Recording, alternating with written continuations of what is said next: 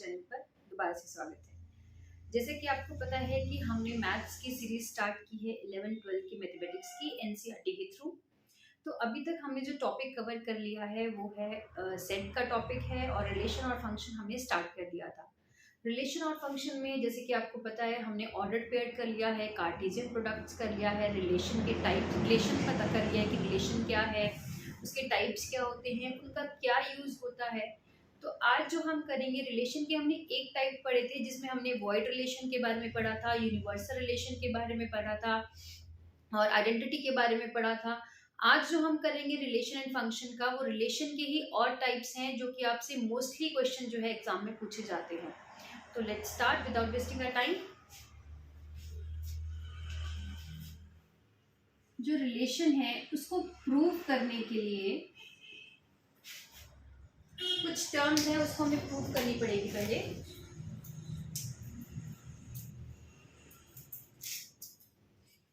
तो फर्स्ट है रिफ्लेक्सिव। अब ये रिफ्लेक्सिव रिलेशन क्या होता है? देखो हमें पता है रिलेशन में ऑर्डर पेयर होते हैं। ऑर्डर पेयर क्या होते हैं? ए बी ये होते हैं ऑर्डर पेयर, ठीक है।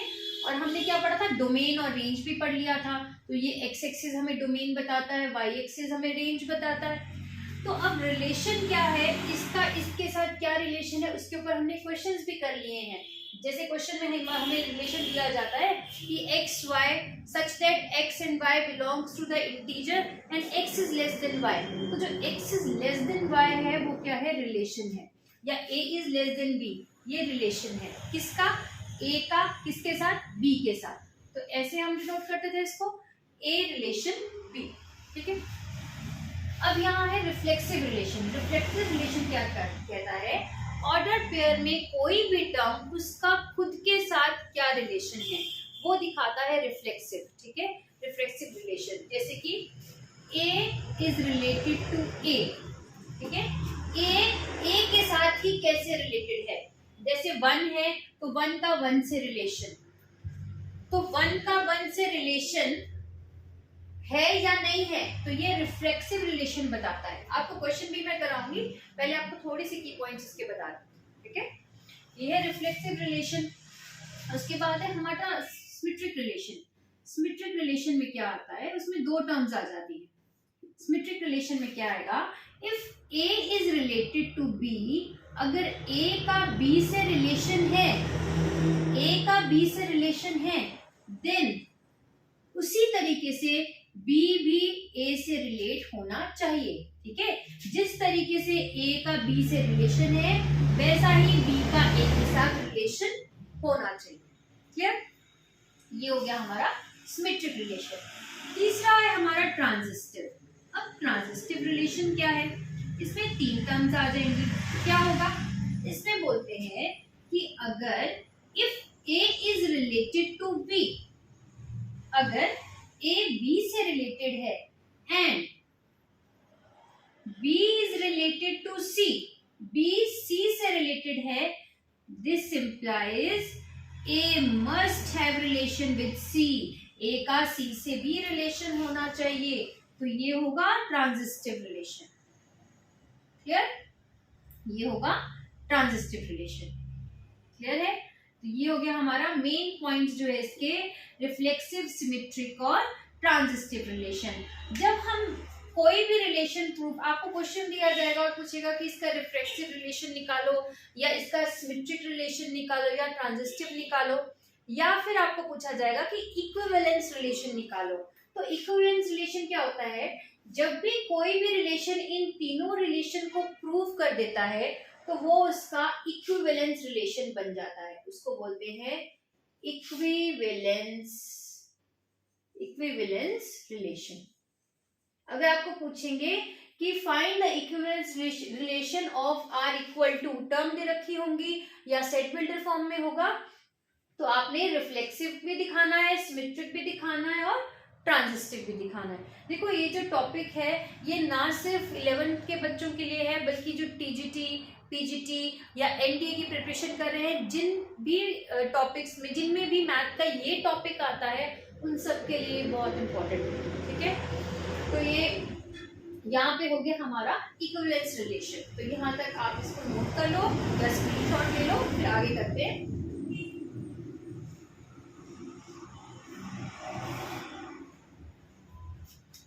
ये इसका फर्स्ट, सेकेंड, थर्ड, और ये आएगा इसका फोर्थ। और ये कैसे बनता है? अगर कोई रिलेशन रिफ्लेक्सिव भी है, सिमेट्रिक भी है और ट्रांजिस्टिव भी है तो ही वो इक्विवेलेंस है। ठीक है, लेकिन एंटी सिमेट्रिक का इनके साथ कोई रिलेशन नहीं है। अगर आपको स्पेसिफिक क्वेश्चन में पूछा जाता है कि एंटी सिमेट्रिक रिलेशन क्या है तो ही आप फाइंड आउट करेंगे, अदरवाइज आप इसको इक्विवेलेंस में इन्वॉल्व नहीं करेंगे। ठीक है, तो क्या है एंटी सिमेट्रिक, एक बार देख लेते हैं। Anti symmetric relation, anti symmetric relation क्या है? If A is related to B and B is related to A, this implies A equal to B. ठीक है, अगर A का रिलेशन B है और B का वही रिलेशन A के साथ है, ये तभी पॉसिबल है अगर A इक्वल टू B। ठीक है, इसको नोट कर लो और फिर हम क्वेश्चन स्टार्ट करेंगे।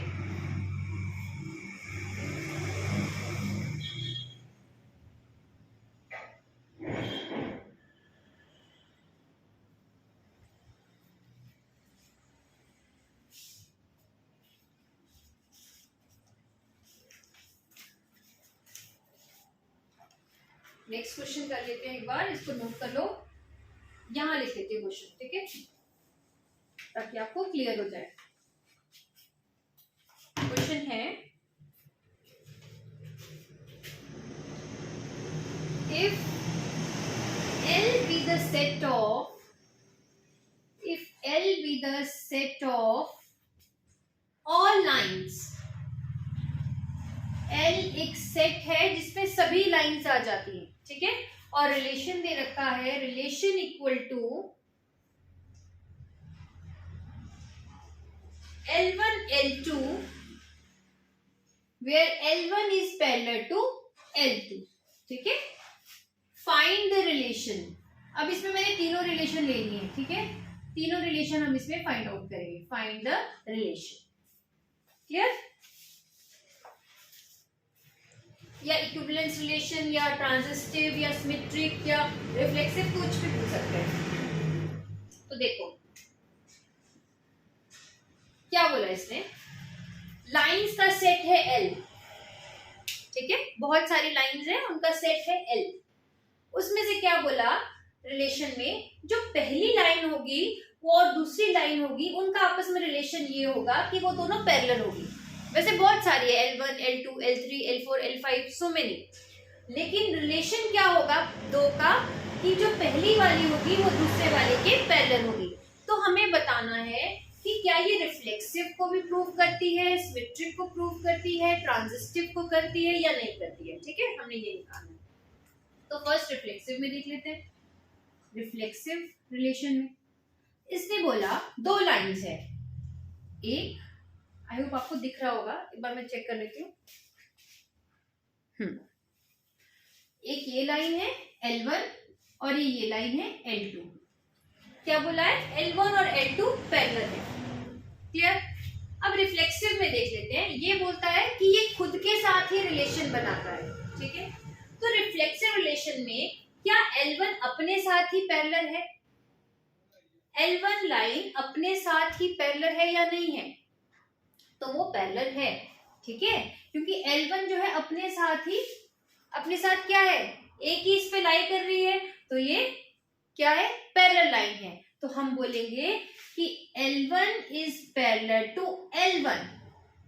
ठीक है, दिस इंप्लाइज जो L1 है वो L1 के साथ रिलेशन को प्रूव कर रही है, where L is the set of lines। Clear? ये है रिफ्लेक्सिव, इसने खुद के साथ ही रिलेशन बताया है।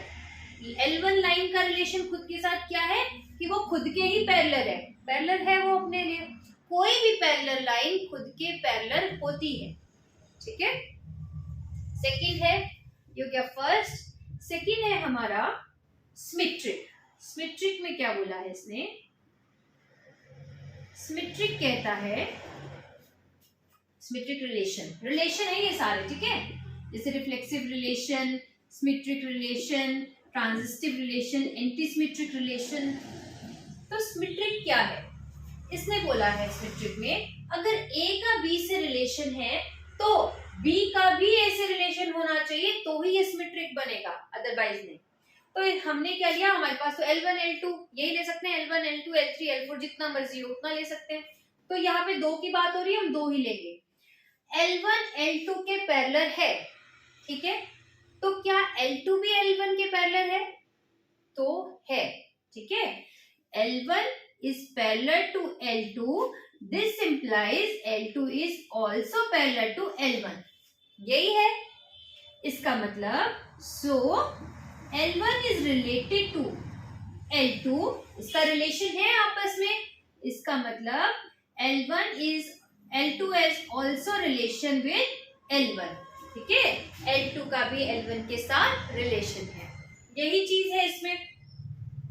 If A is related to B, then B must related to A, ठीक है, तो ये प्रूव कर रहा है इसको, क्लियर।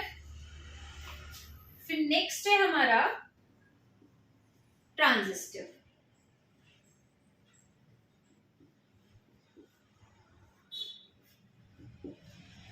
अब ट्रांजिस्टिव में क्या हम 3 लाइंस की बात करेंगे क्योंकि हम 3 लेते हैं।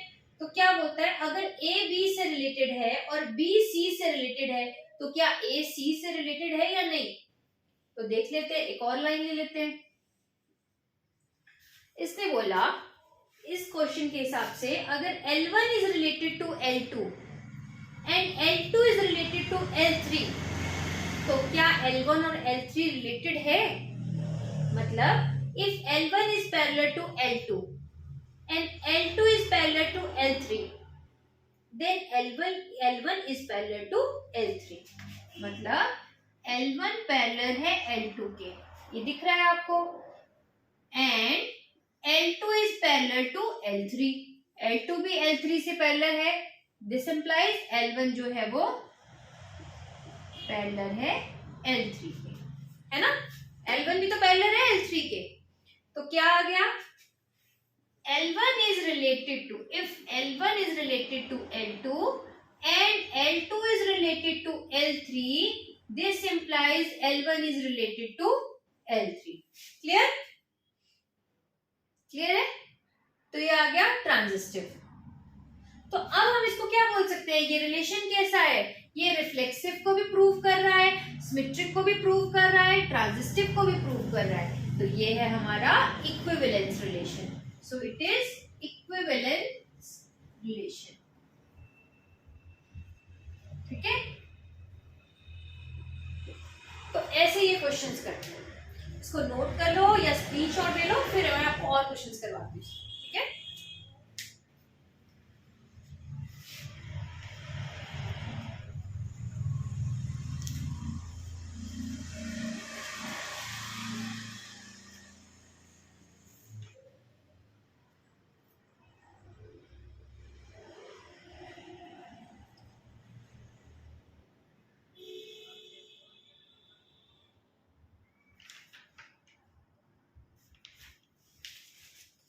नेक्स्ट क्वेश्चन है हमारा,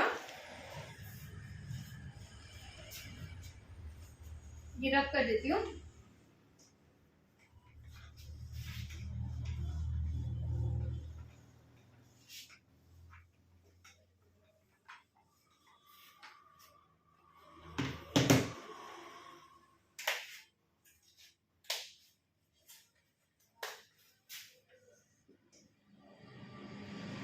If L be the set of all lines, if L be the set of all lines, ठीक है, सेम ऐसा ही है।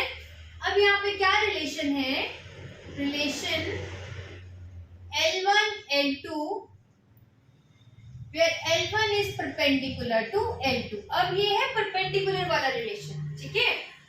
Find the relation, find the relation, ठीक है। तो अब क्या है,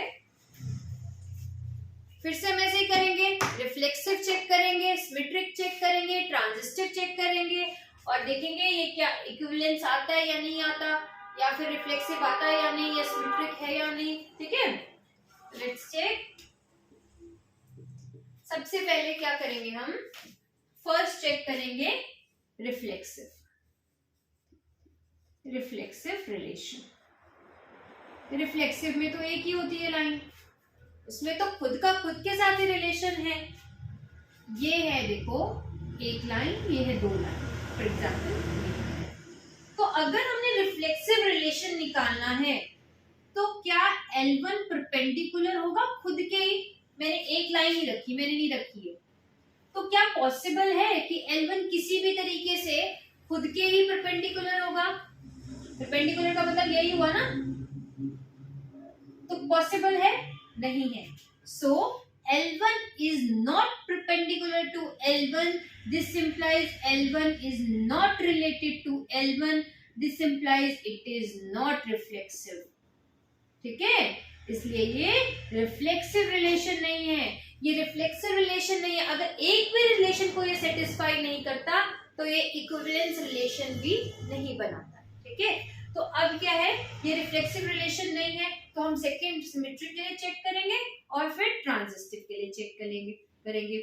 सिमेट्रिक है, सिमेट्रिक रिलेशन। सिमेट्रिक रिलेशन क्या होता है, ये दो लाइंस हैं, सॉरी दो लाइंस हैं, आप दो ये ले सकते हैं। ठीक है, L1 और L2। ठीक, अब इसमें क्या है, इसने कहा है दो का रिलेशन, दो का बन सकता है परपेंडिकुलर। ठीक है, कैसे बन सकता है, L1 परपेंडिकुलर है L2 के, L1 is perpendicular to L2 और L2 भी परपेंडिकुलर है L1 के, ये भी बात सही है, L2 is perpendicular to L1। ठीक है, तो इसका क्या मतलब है, अगर ये दोनों चीजें सेटिस्फाई कर रही है तो ये सिमेट्रिक रिलेशन को सेटिस्फाई कर रही है। कैसे, if L1 is related to L2, this implies L2 is related to L1, so it is symmetric relation। ये symmetric relation है, it is symmetric relation। ठीक है, ये symmetric relation है। अब हम तीसरा चेक कर लेते हैं, रिफ्लेक्सिव तो इसमें खत्म हो गया, नहीं है, सिमेट्रिक है, ट्रांजिस्टिव भी चेक कर लेते हैं। ठीक है, ट्रांजिस्टिव रिलेशन, ट्रांजिस्टिव रिलेशन। अब कैसे बनेगा ट्रांजिस्टिव रिलेशन, अगर हमारे पास 3 लाइंस होती हैं तो यहाँ पे मैं 3 लाइंस ले लेती हूँ। ठीक है, ये आ गया, ये हो गई L2 और ये हो गई L3। ठीक है, अब क्या है, L1 पैरेलल है L2 के और L2 पैरेलल है, सॉरी L1 परपेंडिकुलर है L2 के। ठीक है, L1 L2 के परपेंडिकुलर है और L2 L3 के परपेंडिकुलर है, लेकिन क्या L1 L3 के परपेंडिकुलर है? नहीं है।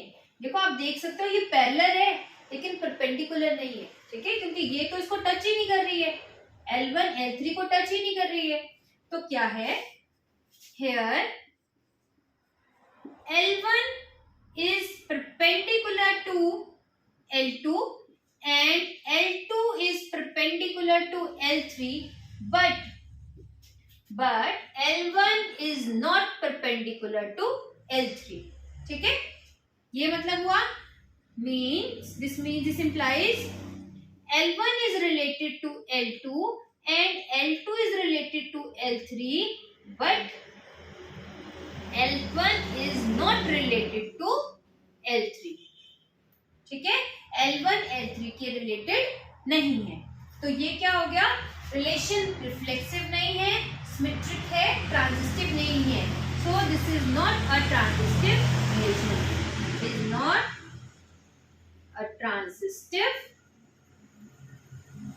रिलेशन। ठीक है, ना ट्रांजिस्टिव है और ना ही इक्विवेलेंस रिलेशन है। ठीक है, क्योंकि तीनों सेटिस्फाई नहीं हुआ, सिर्फ सिमेट्रिक रिलेशन बना परपेंडिकुलर के केस में।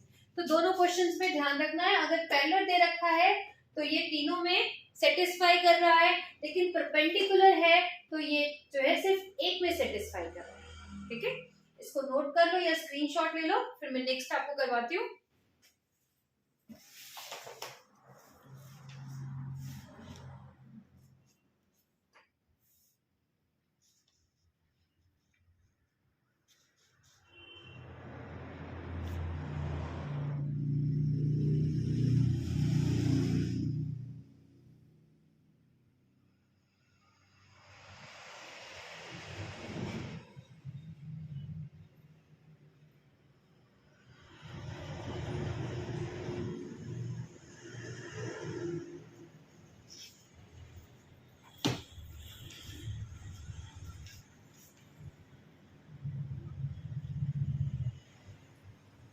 और कुछ 2 क्वेश्चन और करेंगे हम अभी इसके, और फिर थोड़ा से की पॉइंट्स कर लेंगे।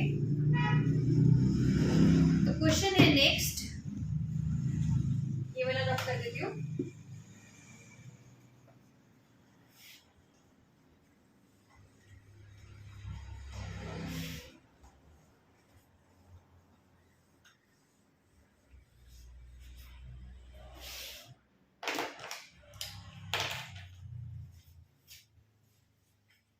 रिलेशन है, क्वेश्चन क्या है पहले, A be the set of positive integer, एक सेट है ए, पॉजिटिव इंटीजर का एक सेट है, पॉजिटिव इंटीजर, ठीक है, and R equal to x y such that x is less than y. तो इसका रिलेशन फाइंड करना है, ठीक है, तीनों रिलेशन फाइंड करना है। अब देखो इंटीजर्स की बात हो रही है, सबसे पहले तो इंटीजर पता होनी चाहिए कि इंटीजर क्या होते हैं। इंटीजर्स को हम z से डिनोट करते हैं, और इंटीजर क्या होते हैं 0, 1, 2, 3, 4 and so on, -1, -2, -3 and so on. ये हो गया। अब पॉजिटिव इंटीजर की बात कर रखी है, पॉजिटिव इंटीजर जो सिर्फ पॉजिटिव है, तो कौन कौन से होंगे इसमें आएंगे 1, 2, +1, +2, +3, जो जितने भी पॉजिटिव हैं वो सारे क्या आएंगे पॉजिटिव इंटीजर्स, ठीक है। अब इसमें क्या कहा है, ए एक सेट है, इसमें ये सारे पॉजिटिव इंटीजर्स आते हैं, ये ए सेट के अंदर आ गया, और आर रिलेशन बनाना है, 2 टर्म ऐसी लेनी है, जो भी टर्म्स आप लेंगे उसमें फर्स्ट टर्म सेकंड टर्म से छोटी होनी चाहिए, ऐसे ऑर्डर्ड पेयर बनाने। तो क्या आएगा, देखो कोई भी आ सकता है, अगर हमने कोई भी ले लिया, मान लो 1, 2 का पेयर ले लिया, 2, 3, कोई भी ले सकते हैं एंड सो ऑन, कोई लिमिट नहीं है, ठीक है, कोई भी ले सकते हैं। तो अब आपको इसमें रिलेशन फाइंड करना है कि ये कौन सा रिलेशन है, you have to find the relation, equivalence है या नहीं है। तो फर्स्ट ये पता करने के लिए हमें पता करना पड़ेगा कि ये रिफ्लेक्सिव है या नहीं है। रिफ्लेक्सिव रिलेशन के लिए हम क्या करते हैं कि उस सेट में, ये रहा सेट, क्या इसका खुद के साथ रिलेशन है या नहीं। क्या रिलेशन है, इसने बोला एक्स वाई का पेयर होना चाहिए और x is less than y, लेकिन हमने तो 1, 2 लिया, 2, 3 लिया, 3, 4 लेंगे, ठीक है, क्योंकि हमें क्या करना है, ऐसा टर्म जो ये वाला इससे कम हो। तो अब क्या आएगा, 1, 2 मान लो हमने फॉर एग्जाम्पल 1, 2 लिया है, here 1 is not less than 1। क्यों किया मैंने 1 इज नॉट लेस देन 1, क्यों किया, क्योंकि ये रिफ्लेक्सिव है, और रिफ्लेक्सिव में हम 1, 1 का पेयर नहीं लेंगे। क्यों नहीं लेंगे, क्योंकि कंडीशन है पेयर ऐसा बनाना है जिसमें पहले वाला दूसरे वाले से छोटा होगा, ठीक है। लेकिन रिफ्लेक्सिव बोलता है जो भी रिलेशन है वो पहले खुद के साथ सेटिस्फाई होना चाहिए, लेकिन ये रिलेशन खुद के साथ सेटिस्फाई नहीं है, so x is not related to y, x खुद के साथ रिलेटेड नहीं है, this implies it is not reflexive, ये रिफ्लेक्सिव रिलेशन नहीं है। क्लियर, ये क्लियर हुआ। सेकेंड है आपका सिमेट्रिक रिलेशन। आपको पता है सिमेट्रिक रिलेशन क्या होता है, सिमेट्रिक रिलेशन क्या होता है, एक का दूसरे के साथ रिलेशन है, दूसरे का पहले के साथ रिलेशन है, तो ही वो सिमेट्रिक होगा। मतलब अगर मैं एग्जांपल 1, 2 का ही ले लेती हूँ, ठीक है, इसने बोला है 1 इज लेस देन 2, यही कंडीशन है, ठीक है। This implies 2 is less than 1 भी होना चाहिए, ऐसे इसकी कंडीशन है, लेकिन ऐसा पॉसिबल ही नहीं है, 2 1 से छोटा हो ही नहीं सकता, ठीक है। अगर नहीं हो सकता तो सिमेट्रिक कहता है फिर मेरा रिलेशन सेटिस्फाई नहीं हुआ, it means it is not symmetric relation, it is not symmetric relation, clear, ये सिमेट्रिक रिलेशन नहीं, ठीक है। नेक्स्ट है हमारा transitive, transitive relation. Transitive relation क्या कहता है, अगर एक का दूसरे के साथ रिलेशन है, उस दूसरे का तीसरे के साथ रिलेशन है, तो फर्स्ट और उस सी पार्ट का रिलेशन होना चाहिए। कैसे, हमने ले लिया 1 2 और 2 3, ठीक है, 3 टर्म्स चाहिए थी हमें। If 1 is less then 2 and 2 is less then 3, this implies 1 must less than 3, तो क्या ये सेटिस्फाई है? यस, ये सेटिस्फाइड है, इसीलिए क्या है, ये ट्रांजिस्टिव है। This is transitive relation, transitive relation है ये, this is transitive relation, clear है। तो ये जो रिलेशन है ये ना तो रिफ्लेक्सिव है ना ही सिमेट्रिक है, बट ये ट्रांजिस्टिव है, क्लियर। तो ये है हमारा रिलेशन, इसको नोट कर लो, इसको नोट कर लो या स्क्रीनशॉट ले लो। देखो कोई भी प्रॉब्लम अगर इनसे रिलेटेड आ रही है, मैंने आपको हर चीज बिल्कुल डीप में करवाई है, एक एक टॉपिक, हर एक चीज, एक एक आपको ऑर्डर्ड पेयर से लेके हर एक चीज करवा रखी है। अगर फिर भी कोई प्रॉब्लम रहती है आपको या कोई और क्वेरी है जो मैंने कवर नहीं करवाई है, तो आप प्लीज कमेंट बॉक्स में लिख के दीजिए कि ये प्रॉब्लम्स है, या कोई क्वेश्चन जो मेरा समझाया हुआ नहीं समझ आ रहा है उसमें भी आप कमेंट बॉक्स में लिख के दे सकते हैं, ठीक है। इसको नोट कर लो।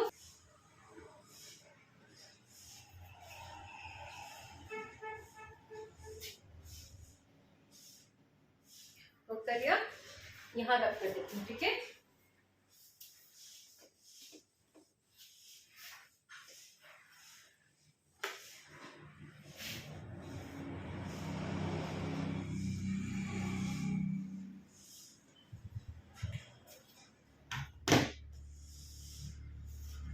क्वेश्चन है,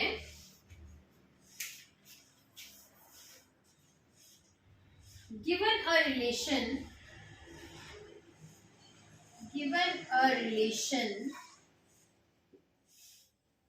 R equal to 1 2 2 3 on the set of natural number, on the set of natural numbers, add a minimum number of ordered pair, add a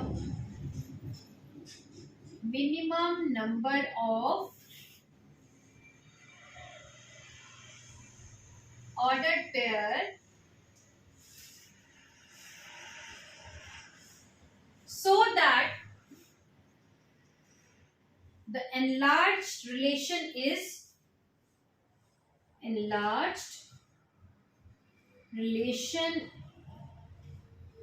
या satisfied, रिफ्लेक्सिव भी हो, सिमेट्रिक भी हो और ट्रांजिस्टिव भी हो, ठीक है। क्वेश्चन को देख लेंगे एक बार दोबारा। इसने बोला रिलेशन दे रखा है और कहा है इसमें नेचुरल नंबर ही ऐड होंगे, ठीक है, ये नेचुरल नंबर का ही रिलेशन बनेगा। Add a minimum number of order pair, कम से कम ऐसे ही ऑर्डर पेयर ऐड करें, कम से कम ऑर्डर पेयर होना चाहिए, ज्यादा नहीं, सो दैट एनलार्ज रिलेशन की जो रिलेशन बने, उसके बाद जो रिलेशन बने वो रिफ्लेक्सिव रिलेशन को भी सेटिस्फाई करे, सिमेट्रिक को भी सेटिस्फाई करे और ट्रांजिस्टिव को भी सेटिस्फाई करे।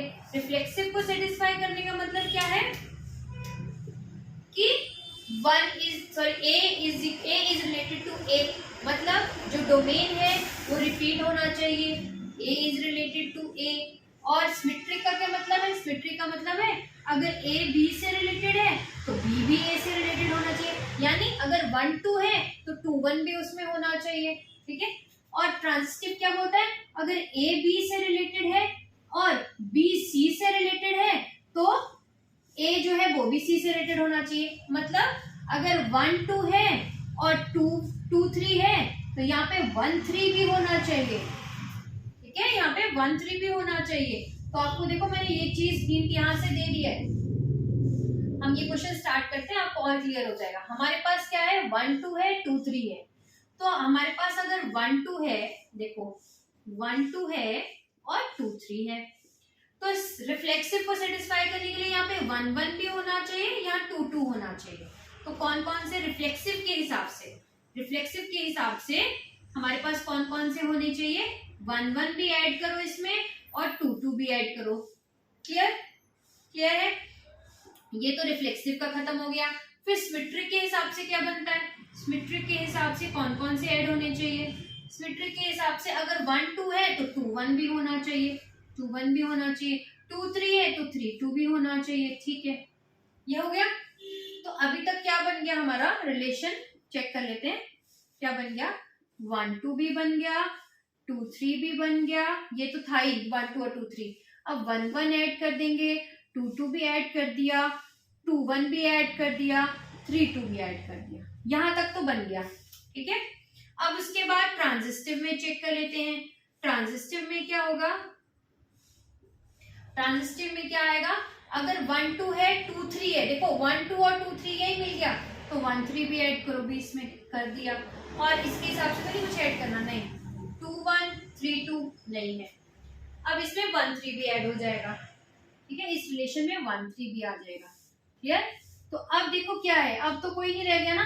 देखो 1 2 है तो 2 1 भी होना चाहिए, 2 1 है सब जगह, ठीक है, 1 1 है, ठीक है। मतलब हम देखो लास्ट में भी चेक करना है आपने कि रिलेशन कहीं यहाँ पे तो नहीं कोई और चेंज होगा। तो 1 2 है तो 1 1 भी होना चाहिए और 2 1 भी होना चाहिए, चेक कर लिया, ठीक है। 2 3 है तो 2 2 भी होना चाहिए और 3 2 भी होना चाहिए, चेक कर लिया। अब उसके बाद 1 2 2 3 है तो 1 3 हो गया, और तो नहीं है कोई।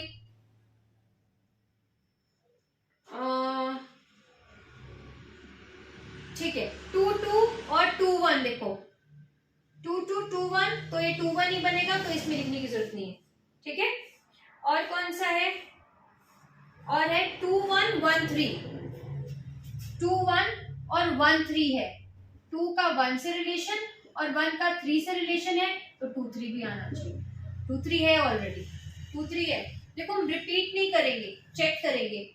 और तो नहीं है कोई, 1 3 हो गया, 2 3 3 2 2 2 भी हो गया, 1 1 2 2 2 1 हो गया, 2 1 1 3 3 1 हो गया, 3 2 2 3 ये भी हो गया,